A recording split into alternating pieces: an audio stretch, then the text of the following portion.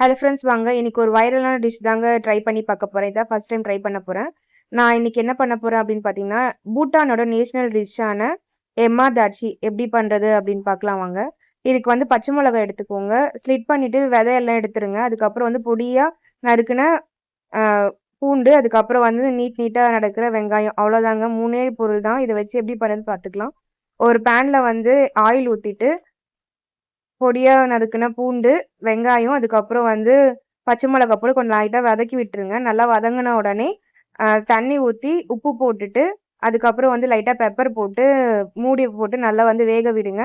பச்சை மிளகா, வெங்காயம்லாம் நல்லா வெந்து வரணும். நீங்க நான் வந்து காரமே இல்லாத பச்சை மிளகாய் எடுத்துருக்கறதுனால விதையோட சேர்த்துறேன். நீங்க விதையெல்லாம் நீக்கிட்டீங்க அப்படின்னா, காரம் இருக்காது. இப்ப வெங்காயம், பச்சை மிளகாய் வெந்த உடனே, இப்போ வந்து முக்கியமா இதுக்கு சேர்க்க வேண்டிய பொருள் பார்த்தீங்க அப்படின்னா, சீஸ் தாங்க. சீஸ் வந்து சேர்த்துட்டு நல்லா சிம்ல வச்சு நல்லா கொதிக்க விடுங்க. சீஸ் நல்லா மெல்ட் ஆகி கொஞ்சம் நல்லா க்ரீமியான டெக்ஸ்சருக்கு வரும். வந்த உடனே ஆரிகானோ இருந்தா கொஞ்சம் ஆரிகானோ லைட்டா சேர்த்துக்கோங்க. அவ்வளோதாங்க, நம்ம சூப்பரான எம்மா தாட்சி வந்து ரெடி ஆயிடுச்சு. நான் இதான் ஃபர்ஸ்ட் டைம் வந்து ட்ரை பண்ணி பார்த்தேன். உண்மையிலேயே வந்து டேஸ்ட் வந்து ரொம்ப சூப்பரா இருந்துச்சுங்க. நான் கூட வந்து எப்படி இருக்கும் அப்படின்னு நினைச்சேன்.